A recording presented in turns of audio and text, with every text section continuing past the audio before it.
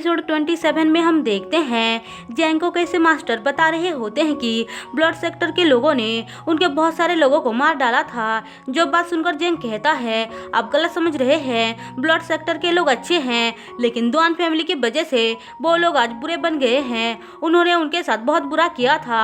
जो बात सुनकर मास्टर कहते हैं, तुम्हें किसी ने गलत बताया है। दरअसल ब्लड सेक्टर के लोग गलत काम करके लोगों को मारते थे, इसलिए उनको सजा मिली है। जो बात सुनकर जैंग चुपचाप रहता है। अब उसके आने के वजह से मास्टर बहुत ज्यादा खुश थे, इसलिए सारे बच्चों को वो ड्रिंक पिलाते हैं। हम देखते हैं जैंग जैसे ही ड्रिंक को पीने जा रहा था, वो एक इविल सी स्माइल देता है और उसके बाद सीन शिफ्ट होकर हमें गार्ड्स को दिखाया जाता है, जहाँ पे ब्लड सेक्टर के लोग आकर सबको मार रहे होते हैं।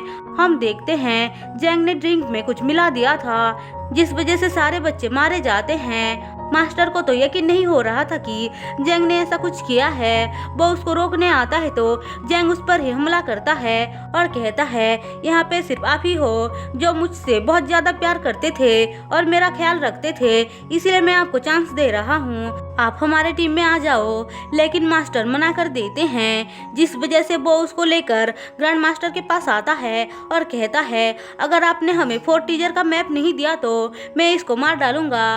वो कहता है, मेरे पास कुछ भी नहीं है, लेकिन फिर भी जैंग मान नहीं रहा था। वो ग्रैंड मास्टर को धमका रहा होता है, इसलिए सीनियर मास्टर कहते हैं, आप इसके बाद में मत आइए। मास्टर को ये सच भी पता चल चुका था कि रुआन अब इस दुनिया में नहीं है, इसीलिए वो जानबूझकर अपना जान दे देता है। हम देखते हैं उसके मरने से जैंग को बहुत ज़्यादा बुरा लगता है, क्योंकि वो उसको सच में अपना मास्टर मानता था और उससे अटैचमेंट भी हो गया था, इसलिए उसको बहुत बुरा लगता है। ग्रैंड मास्टर बोलते हैं कि तुम बहुत ही ज़्यादा लेट हो गए हो, हमारे पास मैप नहीं है। जैंग कहता है, ठीक है, इस जगह को पूरी तरह से जला दो। अब सीन शिफ्ट होकर हमें साविन को दिखाया जाता है। वो चुपके से कहीं जा रहा था, लेकिन तभी उसे कोई किडनैप कर लेता है, जिस बारे में जब दुआन और बाकी सबको पता चलता है तो वो लोग उसको ढूंढने के लिए आ रहे होते हैं। तभी सियाओ भी कहती है, मैं भी दुआन के साथ जाना चाहती हूँ, लेकिन उसके डैड उसको साफ साफ मना कर देते हैं और कहते हैं, मैं तुम्हारी जिंदगी को खतरे में नहीं डाल सकता हूँ।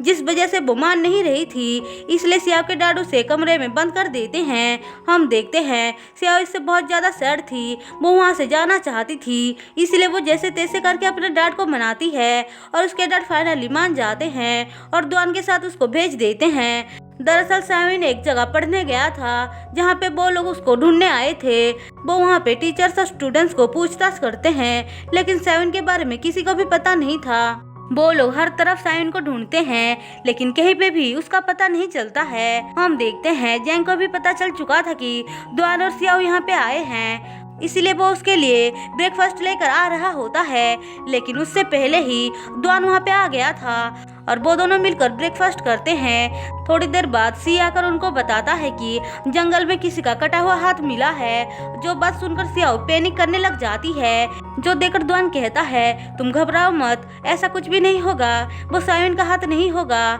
ऐसा बोलकर वो लोग वहाँ पे चेक करने आते हैं तो देखते हैं वो सच में साविन का हाथ नहीं था, जिससे कि सियाओ थोड़ा खुश हो जाती है।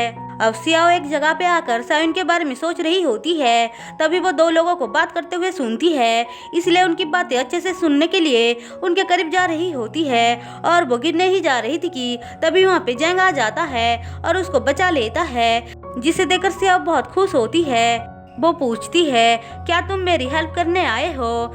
जैंग कहता है, पहले तुम मुझे ये बताओ कि क्या तुम्हें रुआन ने कुछ मैप दिया है? जो बात सुनकर सियाओ कहती है, ऐसा कुछ भी नहीं हुआ था, वो तो सिर्फ मुझे बचाते हुए मारे गए थे। जैंग कहता है, ठीक है, तुम आंखें बंद करो, मैं तुम्हें कुछ दिखाना चाहता हूँ। सियाओ जैसे ही आंखें बंद करती है, वो वहाँ से चला जाता है। आंख खुलने के बाद सियाओ देखती है कि जैंग तो गायब है, इसलिए वो फिर से गुस्सा हो जाती है और इसी के साथ एपिसोड 27 खत्म होता है। दोस्तों, अगर आपको मेरी एक्सप्लेनेशन पसंद आई हो तो चैनल को सब्सक्राइब और वीडियो को लाइक जरूर कर देना।